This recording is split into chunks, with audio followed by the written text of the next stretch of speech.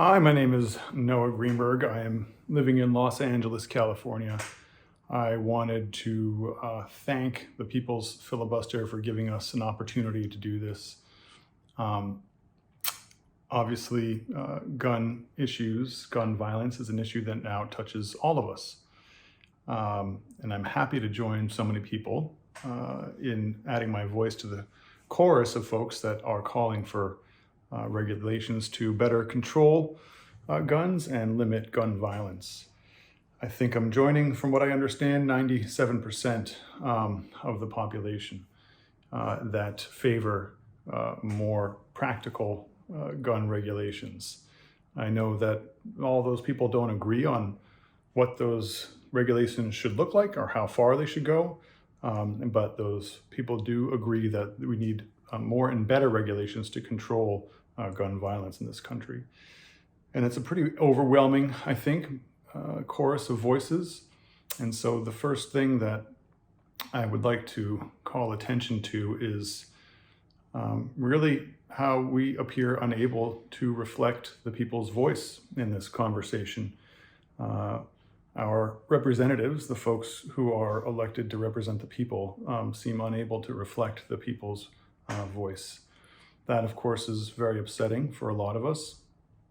And so I would ask you, our representatives, to look at your actions and try to assess if you think you're doing the best to represent the people. I'm not trying to say this in any way that is condescending or insinuating, but I think we all need to try to reflect on our actions and look back at the broader context and make sure that we're all doing the best that we can in particular situations.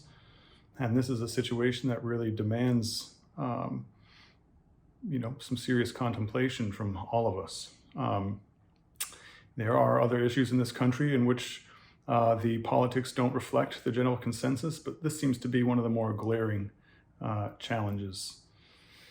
Of course, the numbers behind gun violence are truly astounding. I don't have them in front of me, but they are truly mind-blowing. And I have young kids, as many of us do, an 8-year-old and a 10-year-old. And, these shootings that happen so regularly often don't seem to be relevant. We are lucky that we are able to have our kids understand that not all the violence in the world is violence that is relevant to them. But unfortunately, gun violence is relevant to them. And when there are shootings in schools, it is not possible any longer to maintain that illusion. So, of course, my 10-year-old asked me about Uvalde. And, a lot of you have parents. What do you say? What do you say to your 10-year-old when they ask you what happened in Uvalde? When they ask you, should they be scared?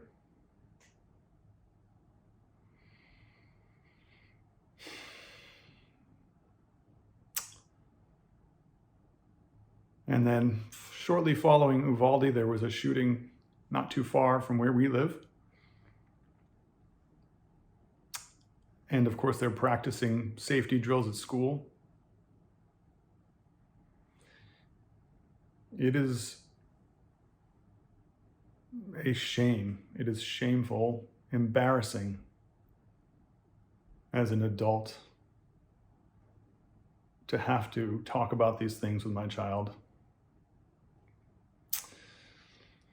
I have been traveling a lot, and I have been in other countries during some of these shootings. And the way that people look at me when they see this happen, it's unimaginable. This kind of violence is unimaginable for most people, as it should be here. We say we are exceptional in this country. And I think that's true. But sometimes that exceptionality seems to maybe cut in the wrong direction. Other countries have had these issues and they've solved it. Solved. I know people talk about it, but you can look at Australia. The things that we fear here the most about gun control haven't come to pass there. There hasn't been any issues.